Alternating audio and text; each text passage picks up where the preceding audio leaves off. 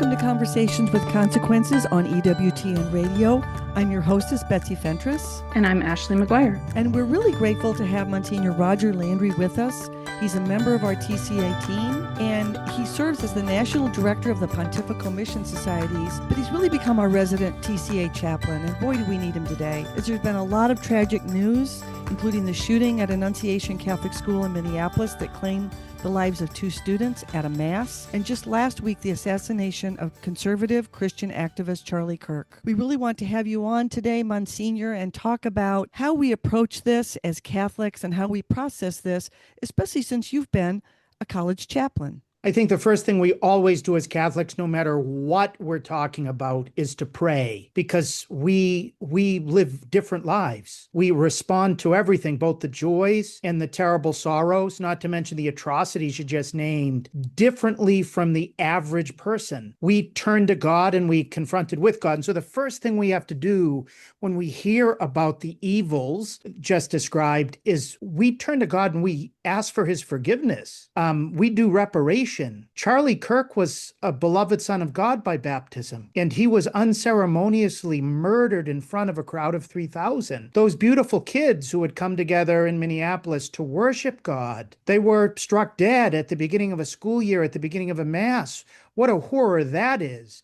And the one who weeps the most are not the parents who haven't stopped crying, not the pastor who's asked for God's help, not the archbishop, but it's ultimately God. He didn't create them to be slain in that way any more than he created Abel to be killed by his brother Cain. And so the first thing we do is we turn to God and we say, so sorry, Lord, and we need your help. So prayers for reparation have got to be our first response to the negative news that happens in the middle of the world. But then, as we grieve because of Charlie, for example's life cut down, a tree in its real vigor who was producing a lot of fruit, as we think about how much potential was slain with the 2 kids who were killed in Minneapolis, as well as the 2 adults who were trying to worship God with them, as we grieve for them with a real deep sorrow. As St. Paul said to the first Christians in Thessalonica, we grieve, but we do not grieve like those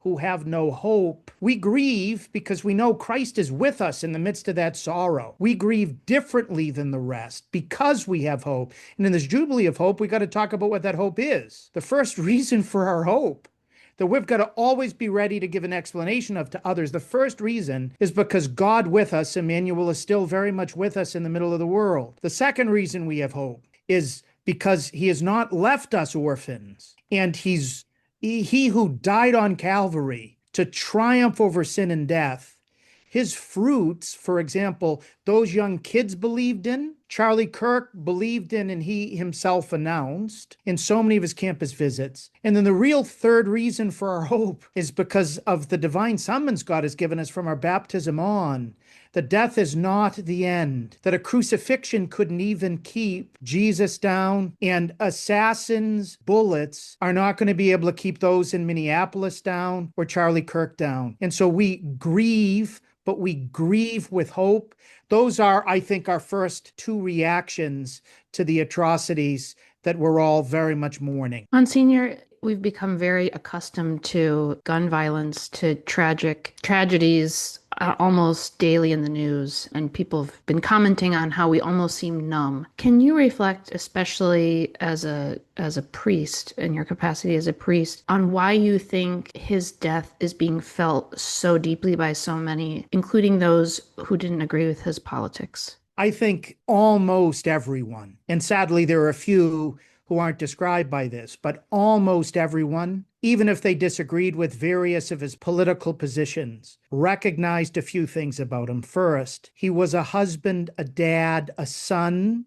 He was a friend to many. And Like, how can we not mourn with those who have just lost a husband, a dad, a son, a friend? That's, I think, number one. Everybody can identify. Second, the way that he died. This type of assassination in the arena of a college campus touches us all. Like anybody who's had anybody go to school, not to mention university, anybody who wants it to be a place of free learning. That's why Charlie was there a week plus ago.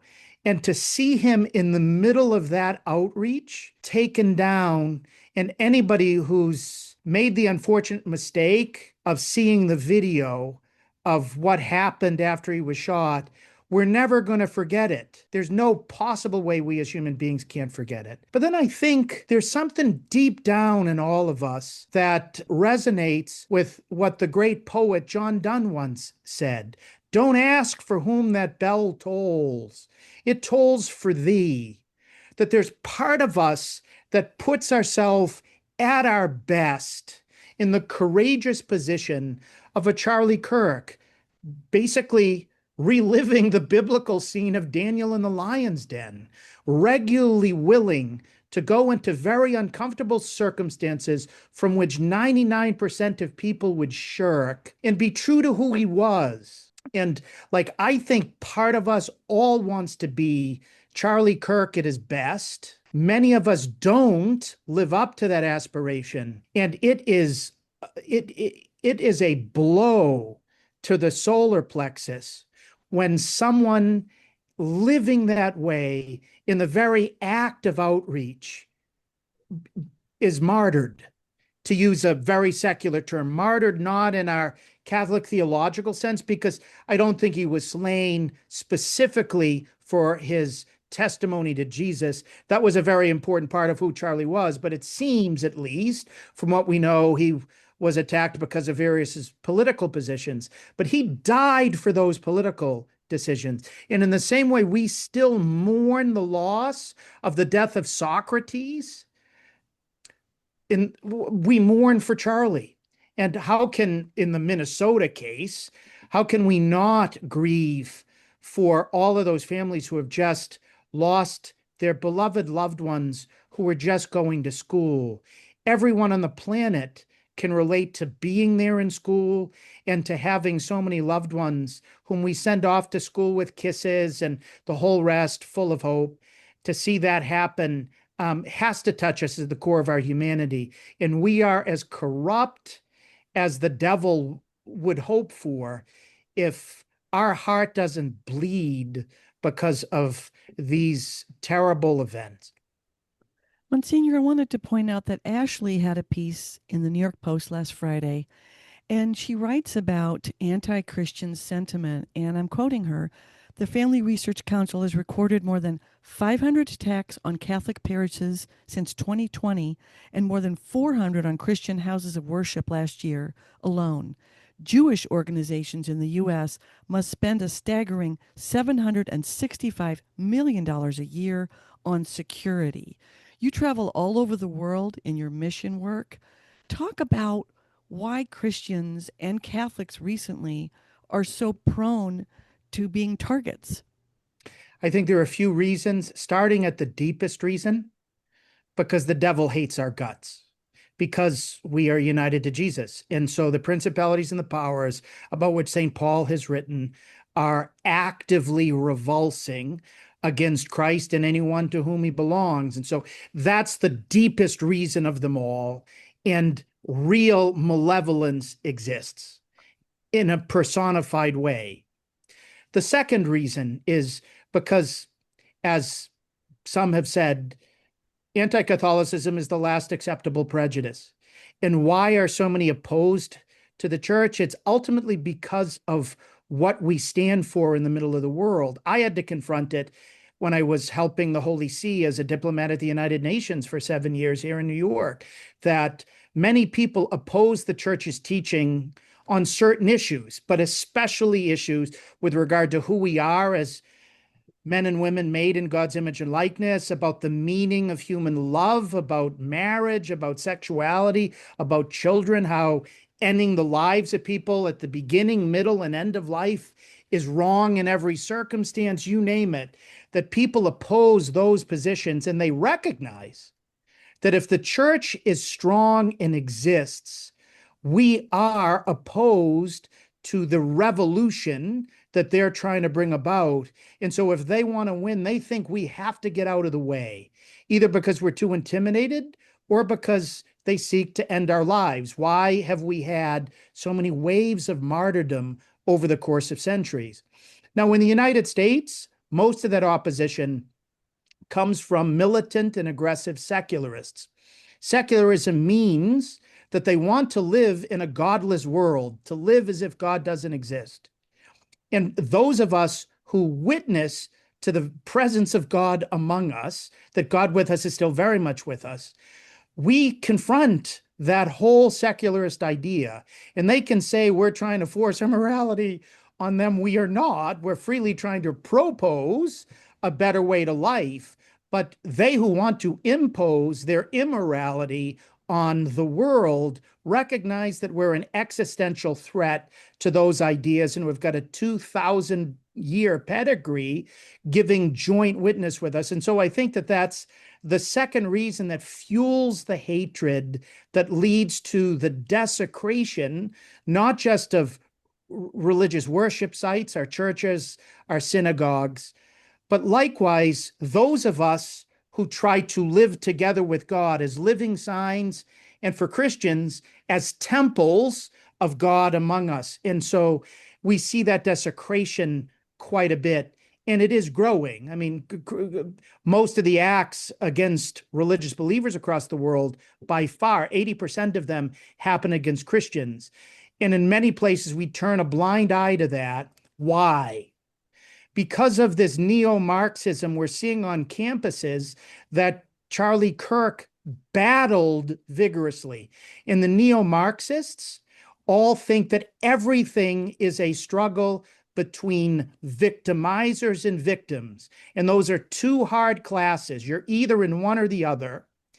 And they think that Catholics are in the victimizer class, and that they are in the victim class. And you name these multiple intersecting groups that you'll hear them try to talk about, that if you're in that victim class, the end justifies the means in attacking and eliminating the victimizers. And so that is particularly something that Charlie capably argued against and persuaded tens of thousands of college students to abandon. And for that, we all owe him a great thank you.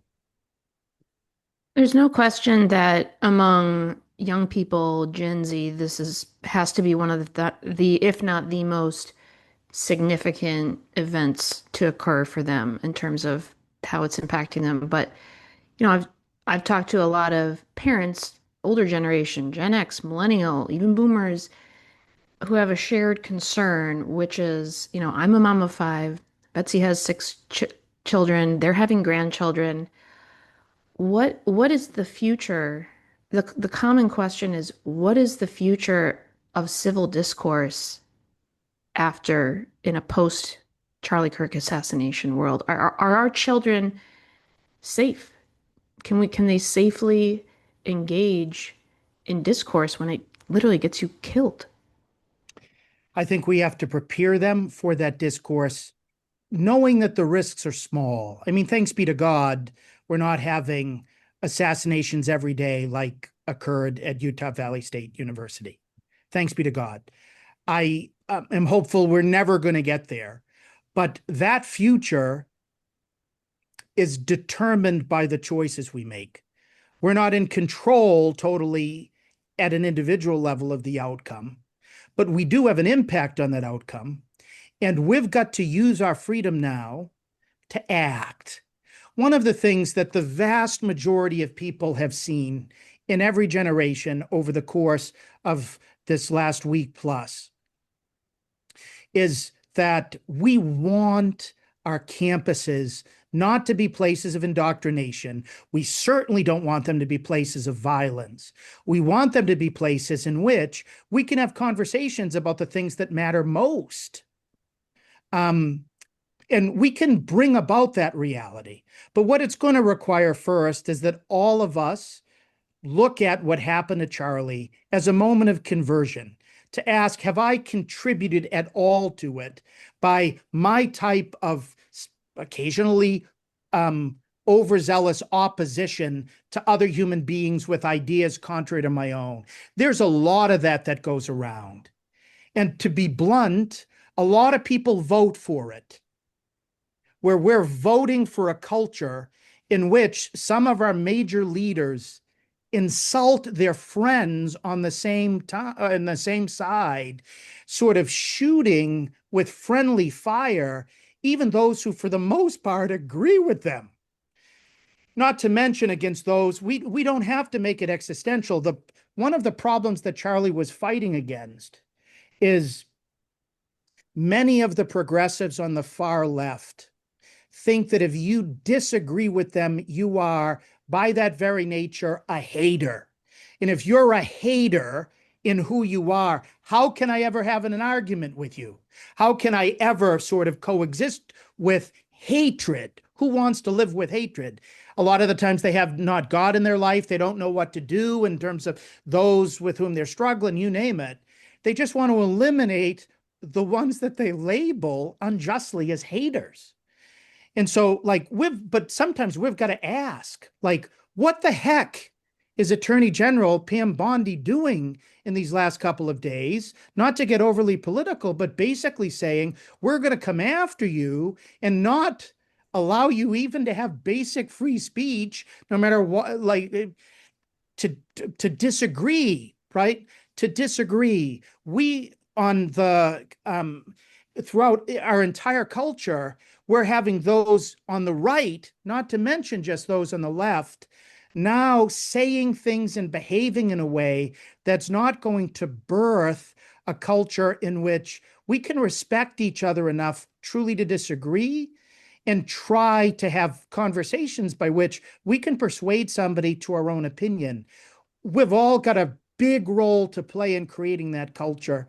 And to the heart of your question, Ashley, which is really very, very important one, with parents and grandparents and godparents loving their children and having legitimate fears about what the future may portend. For us Christians, we need to raise our young people to cooperate with the gifts of the Holy Spirit. And one of those gifts that our age so much needs is the gift of courage. I think on Charlie Kirk's final report card, when he met Jesus for his face-to-face oral exam, that he would have gotten 100 out of 100 on the courage score. It took a lot of courage to do what he was doing. But we need to raise kids with that type of courage. I'll never forget the way the Japanese, in the time of ferocious anti-persecution, used to train their kids from their youngest days to be courageous in the supreme hour. So when they were teaching their kids to make the sign of the cross, they were teaching them the meaning of the cross, that remember, when we make the sign, we're entering into God, Father, Son, and Holy Spirit. We're entering into the Trinity, and we're taking Jesus's cross onto us. What happened to Jesus on the cross? Well, he died, but what happened right after he died? He went into heaven. What will happen to us if we die together with Jesus when we die? Well, we hope to go to heaven, right? And what happens even if we die being martyred on a cross or being decapitated or of a death march or you name it? What's going to happen to us? Well, we hope to die. When they were teaching their kids the Hail Mary, what does it mean to say, Holy Mary, Mother of God, pray for us sinners now and at the hour of our death? So like at the hour of our death, please know if your mom and your dad die before you by the bad guys, please remember that Mary's praying for us at the hour of our death. And so her prayers are very, very powerful, and they're going to help us. And likewise, if you're dying, know that you're not dying alone, that Mary's going to be praying for you at the hour of your death and praying for you now. And I could say basically everything that the Japanese were catechizing their kids. They were preparing them to give witness.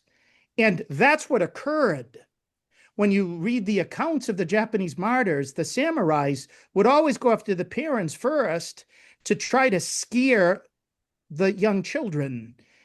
And the children would respond with great faith. There was one kid, Peter Satori, who watched his father be decapitated.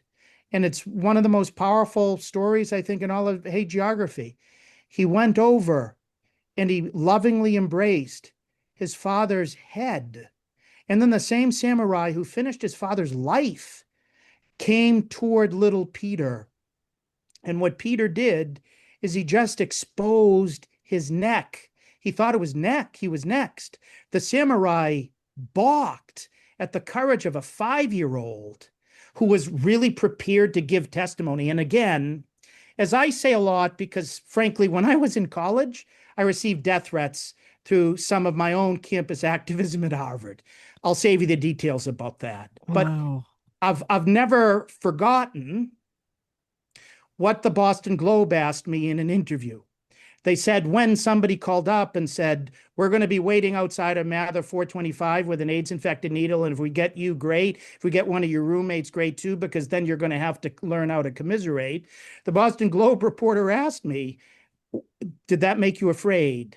And then the reporter said he thought about it for a second and with no seeming bravado said no, because I'm just not going to allow those people to intimidate. And if ultimately you're not afraid to die, then you're not going to be afraid to go onto college campuses. You're not going to be afraid of a little suffering. You're not going to be afraid of this. And we Christians, and I know that this is the most challenging part of our faith, but we Christians have signed up voluntarily with faith to follow the happiest person who has ever lived on the way of the cross. And when we look at him raised up on Calvary, we're seeing the happiest person at the supreme moment of his triumph.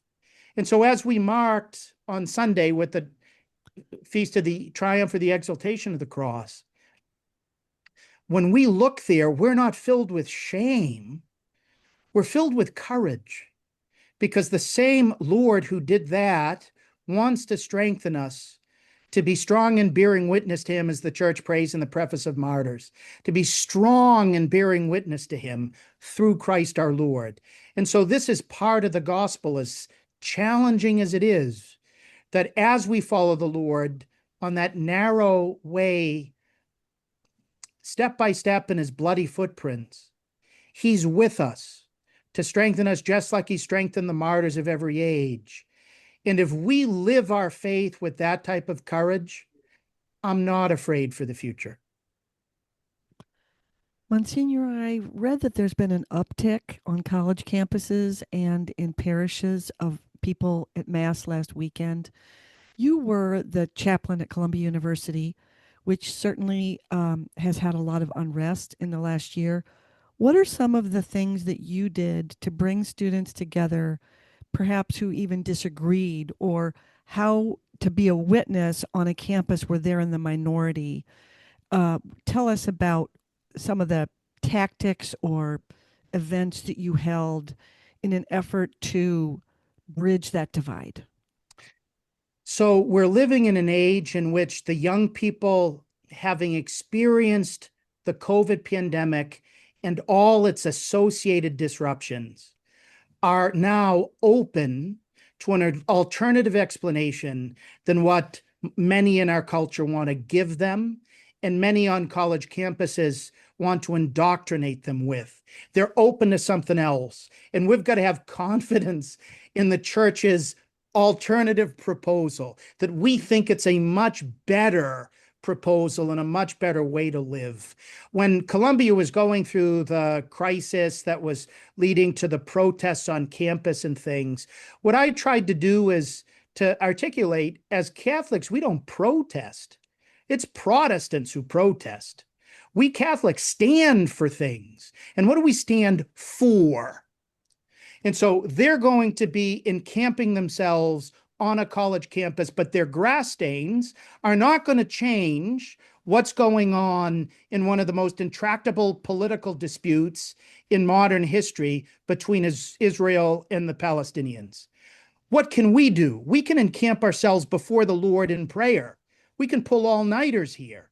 If you'd like to join me in encamping ourselves before the Lord Jesus, we're going to do it. What do we stand for? We stand for real charity.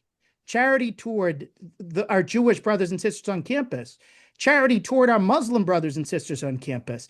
Charity even toward those who have no charity toward us. And so how can we reach out in these types of contexts? I said, we Catholics, we have the gift of the Holy Spirit and the gift of courage. There are a lot of our fellow students who are afraid. How can we bring our courage to strengthen them in a very practical way? Can we accompany some students to class who might be afraid? Can we let them know we have their back and we have their front and we have their feet, and like we're going to care for them because we're Catholic and we are people for others? And I just started to give a litany of the types of things we do as Catholics, because our faith, if it's real, can't be inconsequential. And so our faith means we know God's with us. Second, our hope in all Jesus's promises. So we're going to be far less vulnerable to the intimidation of the bullies on campus than others are. Love for God and real love for others, willing to sacrifice for them, willing to suffer for them, ultimately like Jesus willing to die for them. If that's our approach, everything changes. And that's where the real revolution happens. If we allow our faith to transform us in that way, Jesus through us will use us to transform our campuses, to transform our cities, to transform our culture, and as salt, light, and leaven, change the whole world. That's a beautiful way to end. And we can also be basking in the glow of our 2 new saints for young people. To learn more about Monsignor Roger Landry, please visit CatholicPreaching.com. And to read Ashley McGuire's piece on Charlie Kirk, make sure to visit nypost.com. Thank you for thank you for being with us today, Monsignor. God bless you, Betsy. God bless you, Ashley.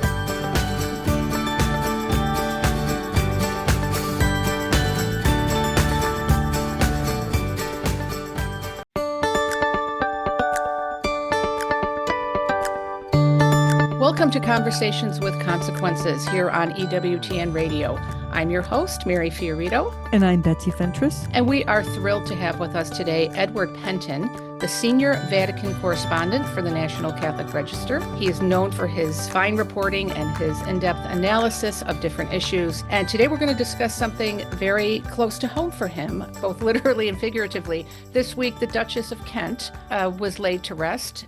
She was a convert to Catholicism and the first senior member of the royal family to become a Catholic in 300 years. She was 92 years old, and marking another first, King Charles was in attendance, as were Prince William and Princess Catherine and many other members of the royal family. Edward, thank you for making time for us today to discuss this rather unusual funeral in England yesterday. Sure, happy to be with you. So it was reported, and been a lot of follow-up stories this week, that King Charles's presence marked the first time a reigning British monarch has attended a Catholic funeral in a formal capacity on UK grounds since the Reformation. Can you tell us what this historic event meant for you as an Englishman as well as a Catholic? Yes, well, it was very significant. As you say, it's a real first. It was also a first in the sense that it was the first royal funeral at Westminster Cathedral since the cathedral was built, and that's only over 100 years ago. So yes, it was a very historic event, and she, as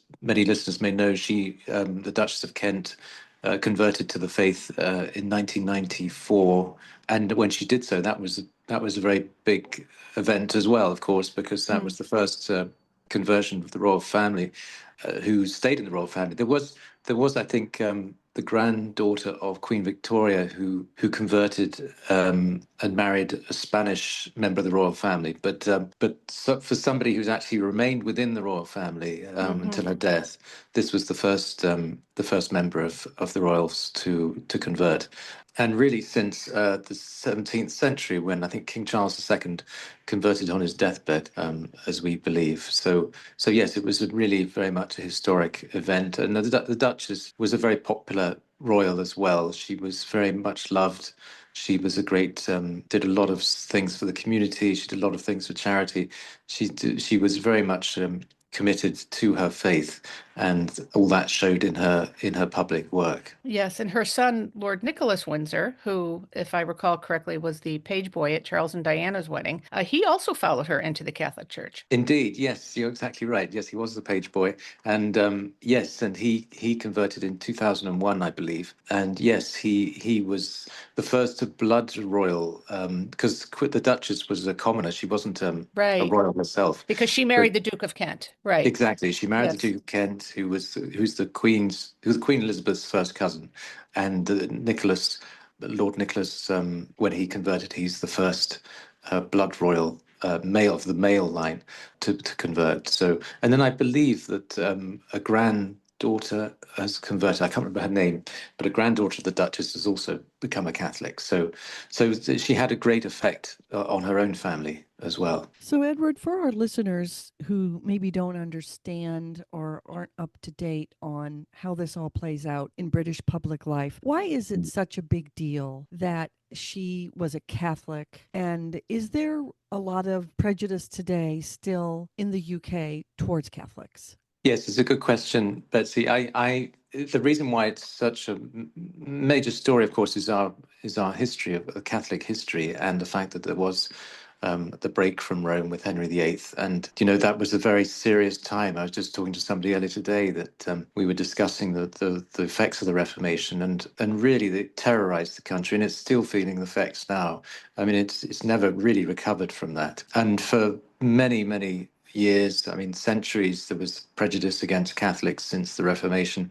That's only recently, relatively recently, died away, and there is still remnants of it, of course. But it really is. It was something that really hung over from the Reformation for a long time, and you'd had people talking about popery and all of that up until relatively recently. So, but and that made it difficult for people to convert. Even John Henry Newman, of course, had had to make a lot of sacrifices when he converted, and many did, and it was very, very difficult. But by 1994, it was obviously relatively easy compared to how it used to be.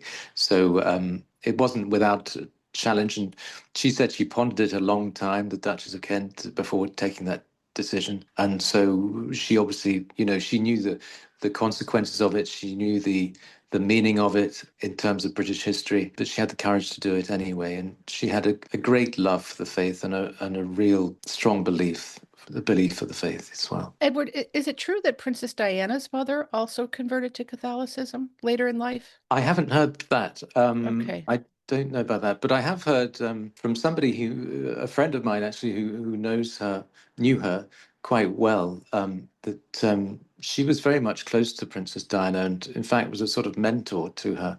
So it was interesting. You saw that great service to the community and to others, and especially to the downtrodden, which they both had. And I think it's a lot of it, I think, perhaps came from the Duchess of Kent.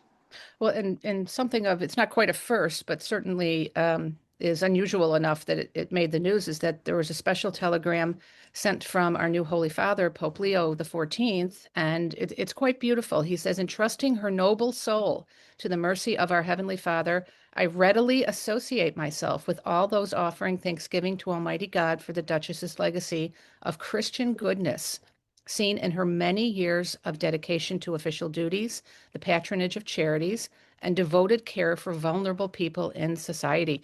I mean, to Mm. have the Holy Father say those kind of things about you, I know we Yes, don't instantly canonize people, but that comes right. frighteningly, remarkably close. But tell us about a little bit of the work she did, particularly her work as an art teacher for underprivileged children. Yes, I mean, this is what she became very well known for. She had a great love of music, and a great love of teaching, and a great love for young people. And so that all combined together. And when she stood down from public duties, quite a while ago, I think it was sort of late 90s, really, um, she was not one who really liked the limelight anyway. And she was much happier teaching and being with young people.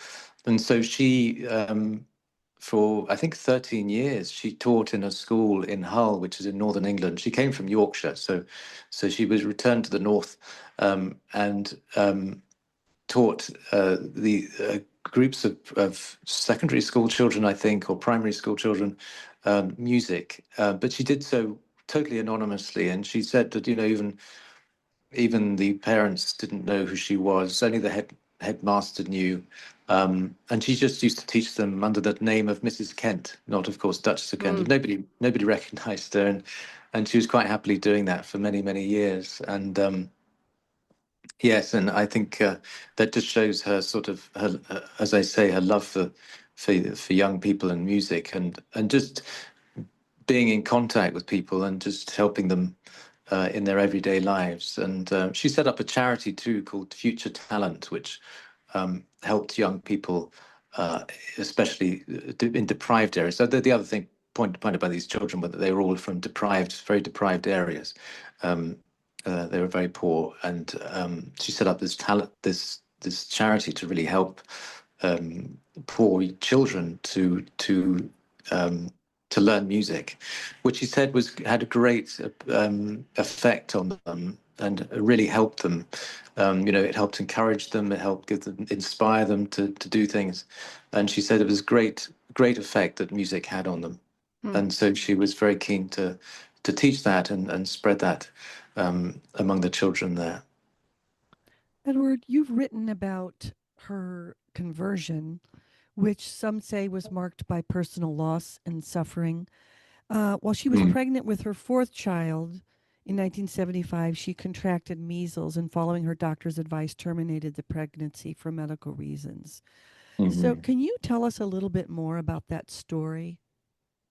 Yes, so that's exactly what happened, and as the story goes, that the doctors gave the advice because she had measles to terminate the pregnancy, but she regretted it, and in fact, only a couple of years later, she gave a speech when she was pregnant again, underlining the importance of life, the miracle of life, and that every human life is of inestimable worth.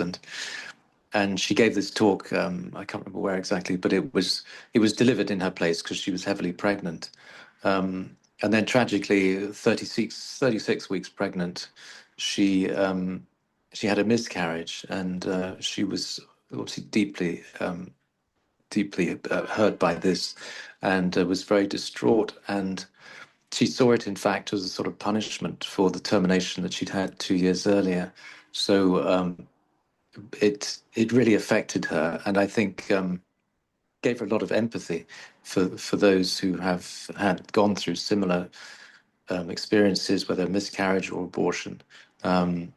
And it certainly, I think, had an effect on her and helped bring her to the faith. Perhaps I think she was probably on her way anyway, but it, as I say, it gave that very deep sense of empathy that she had for those who'd gone through similar experiences.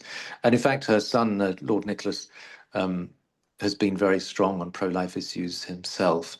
I think he understood as well the impact that had on his mother, and how much it has on other people too.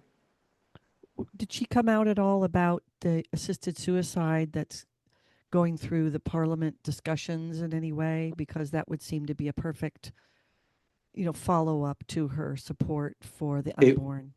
it would, but the royal family tend not to enter into any of these disputes. They know their constitutional role, which, rightly or wrongly, means that they're very reluctant to enter into any kind of political disputes. The king won't do it. The Queen Elizabeth, never really did it, and so they try not to. They try to stay clear of that. And in fact, that speech that she gave in 1977 was seen as, quite a departure in a way, because she was starting to wade in to the abortion debate, which was only about 10 years old by that time. The Abortion Act was passed in 67. And so I think she was starting to raise a few eyebrows, perhaps, among the sort of establishment, that she was entering into that debate. So she tended not to, and yes, I think that was obviously her own decision, but she was also very much a rather reclusive person. I mean, she didn't like to be in the public eye very much. And as I say, after she stepped down from public duties, we hardly ever saw her. She used to appear a lot at Wimbledon up until the sort of mid-90s, but then we didn't really see much of her after that. You know, Edward, I've asked our friends over at Google, and I was correct. Diana's mother, Frances Shand Kidd, also converted to Catholicism in 1994, so the same year that the Right. Duchess of Kent became a Mm. Catholic, and she made annual pilgrimages to Lourdes Yes. as a carer for disabled people, and then of course she was the one who organized that big fundraiser for the families who were impacted by the Lockerbie terrorist bombing of that plane. So that's interesting because Mm. they certainly must have known each other, and that they came into the church the same year, which I had not realized until just this very moment. It's Mm.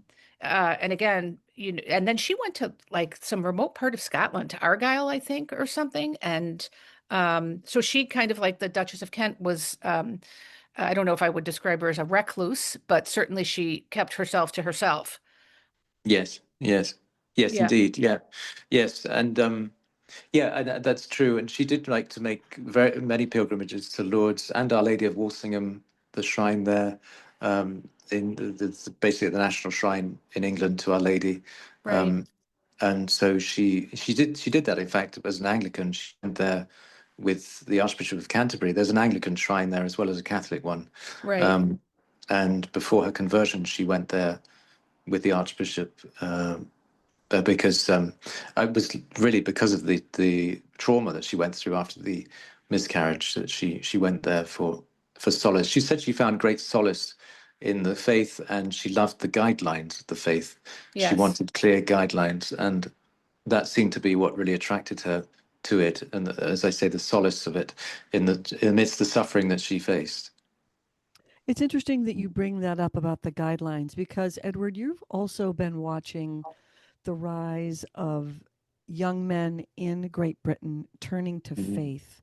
So, can you talk a little bit about that and how both the Duchess of Kent and these young men, what they see in the church that they're not getting anywhere else? Yes, well, it's interesting. I mean, certainly from that Anglican background that she had, there was a sense also at the time of her conversion that there was a lot of influx. There was the 3 years earlier, I think they'd had the vote to allow women priests in the Anglican Communion, the Church of England rather, and so I think there was a sense of wanting something, that was traditional, handed down, that doesn't change, that's immutable, the immutable truths of the faith. And I think there was a lot of attraction there for the Catholic Church in that sense. She didn't like to enter into the controversies, and that wasn't a major part for her of her conversion, she said. But at the same time, she did value that clarity of teaching and the unchangeable teaching of the Catholic Church. And I think that's similar to what young people and especially young men today are looking for as well, and that's what they see in the Catholic Church. Certainly, the traditional. A lot of them are flocking to the sort of traditional rites of the Catholic Church, the older rite, because they see in that not only the unchangeable teaching there, but also the beauty of the liturgy, and the unchanging nature of it all, and the great reverence and the silence and various other factors which attracts them to it. So yes, that's what we're seeing, and I think it seems to be growing quite quickly here. I keep hearing different stories about how very many young men, particularly, are coming to the old mass. So it's an interesting phenomenon, yes. And the Duchess of Kent used to go regularly to the Brompton Oratory, which is also has Latin masses there, and Right. in the new rite too, but it's always ad orientem in a very traditional way, and that's attracting lots of people as well, young people especially. Yeah. Edward, what kind of liturgy, funeral liturgy, would the Duchess have had? I've heard it referred to, the New York Times referred to it this morning as a requiem mass, and I've seen the cover of what looked like it was the funeral program. But were cameras allowed inside the church? Do we have any idea, who preached? Was it in Latin? Were there any particular songs that she chose? That's a good question. I don't know what the liturgy was exactly. I think it was. I know that the music that was played. We had Ave Verum Corpus by Mozart, which was one of her favorite pieces. And then we had music by J.S. Bach, and from the Requiem by Maurice de Rufflet. And so there were various things, obviously favorite pieces of music that she liked. But I don't know what the exact liturgy was. Cardinal Vincent Nichols, the Archbishop of Westminster, presided over the mass, the Requiem Mass, and so that's all we know really at the moment. But I'll try and find out what the actual liturgy was. But it was very private, though. That's the thing. There were no cameras. I think I've only seen one picture of the inside of the cathedral, but no more. So yeah, it was very restricted. Okay, yeah, because the different news channels, the BBC and what have you, that were doing sort of live coverage, I kept checking in occasionally, thinking they'll go into the church in a moment, but you just saw a smattering of people going in, and maybe that was for security reasons too, because it seemed to be all the senior members of the royal family were present. The Princess Royal Yes. was there, and I think I saw Sarah Ferguson. Um, and of course, William and Catherine. And were you surprised that there was such a strong showing from the Holy Father, given the religious I'm sorry, for the Duchess, given the religious differences? Well, in a sense, yes, but as I say, she was very popular, and I think much loved also, obviously, by the royal family as well as the public. And um, I think there was just a general willingness to bid her farewell and pay their respects. And so, yes, I think that was the main reason. The Queen Camilla didn't make it because she was sick, but I think otherwise everybody was there who was members of the royal family. So yeah, it was a good turnout in that sense. And there were some famous people there too from the world of sport and entertainment. Not many, but there are some. Wasn't there Um, that race car driver, who am I thinking of? Stewart? yes, Is that, yeah, I believe he was there. yes, he was there. That's right. I saw that. Yes. Yeah, So very interesting, just for people watching. But when Charles took the oath to become, or oaths, because I guess he takes a separate one in Scotland, did he declare to be the defender of faiths, plural, or is he still considered the defender of the faith, and in his mind, the head of the Church of England? I believe it's still the defender of the faith. He was talked about many years ago when he was Prince of Wales that he wanted to become the defender of faiths. Right. Um, but I don't think that's ever been formally pronounced. I think he may think that, of course, in his own mind, because he is very open-minded about uh, different faiths, and yeah, it seems to want to embrace them all. But yes, I think. But I don't think it's changed anything formally in that sense. No. Edward, You know. I like to keep going back to her conversion story because I'm fascinated by it. And I believe that you are also a convert. Is that correct? I am. Yes. Yes. I Is was it an Anglican. is Mm. that a hard jump to make in England, socially, within families? Can you tell us a little bit about that and what it's like? Do you feel like you're leaving, a big club for a much smaller club? Well, in a sense, yes. I mean, it does still feel very much so like coming home, as every convert says, and Nice. Hmm. there's no doubt about that. But it is not easy though, in the sense that the culture is not the same. Of course, there's a very much an English culture of the Church of England.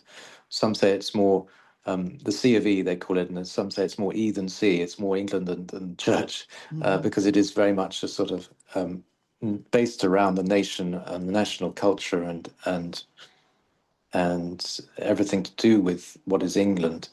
but actually becoming a Catholic, you realize that the real sense of England, the great richness of England comes from its Catholic past. The great, the common law and all of the great aspects of our culture really come from pre-Reformation England. Well, that's a controversial thing to say, but I think that's a sense one gets when one becomes a Catholic. You're going back to the roots very much of the deep roots of England, which go much deeper than going back to the 16th century. So, but it is difficult in that sense of leaving behind that very English culture, if you like. But it's very much a superficial one in terms of its, the trappings of the culture, to go somewhere much deeper, which is into the Catholic faith. And what's so touching to me is that she obviously sidelined herself a little bit by becoming a Catholic as a working royal. But then you look at now in her death, King Charles is at a Catholic funeral mass because of her and her courage and her witness. Why would he have not attended, or the Queen would not have attended the funerals of John Paul II and then the King for Pope Francis? Is that because those are state events that they would have sent Prince William in their stead? The Prince of Wales went to both of those in both cases, I believe. Yes, I'm not quite sure what the sort of protocol is for that. It can sometimes just be the availability that they have other things that they've had, because of course the funeral is not something you can plan ahead on. Right. So whether that's the reason, I'm not sure. But yes, I think, yeah, I wouldn't know that, but it's certainly there's ever growing sympathy for the Catholic Church. It seems to be in the royal family, and the Queen Elizabeth had a lot of time for the Catholic faith, and yes. And when St. John Paul II met with her, I believe they discussed some issues that pertain to faith, and he had some very complimentary things to say about her as a woman of faith, which was, very encouraging to hear. And I hope this is perhaps another way in which those religious tensions, in the north of Ireland and Scotland and in England can all ease a little bit towards Catholics and Protestants, towards each other, because it is something that, kind of to this day, and I guess depending on what football team you're supporting as well there, that's the Yes. other great, maybe we'll discover a way to mend the Catholic Protestant fence before we mend, the Rangers and Celtic. So, well, there's a lot's been done since. I mean, thanks to the Queen, in fact, and to just general efforts behind the scenes as well, bringing those two sides together. It's amazing, of course, when you look at what's happened in Ireland and how that's changed over the past 20, 30 years. And things have really moved on quite a lot in that sense. right. But of course, there is the danger with ecumenism always, that it can blur the lines between the two, and people always think, well, perhaps they're just the same and there isn't much difference between them, when in fact there is significant differences, in terms of the sacraments and so forth. So that's always something that one has to, I think, be wary of when Right. it comes to this. And the fact that the Duchess of Kent decided to become a Catholic, I think, shows that she understood that, and she could see that there was a difference, and that the difference was worth making the sacrifice for. Well, we will join you and all of your countrymen in praying for the repose of her soul. And thank you so much for giving us this generous amount of time today, Edward. To learn more about Edward Pentin and catch all of his writings, you can go to the National Catholic Register by visiting ncregister.com. And to learn more about us at the Catholic Association and follow everything that we do in radio, TV, and print, online in our local communities, you can go to thecatholicassociation.org. Edward, thank you again for joining Betsy and me today. My pleasure. Good to be with you, Beth.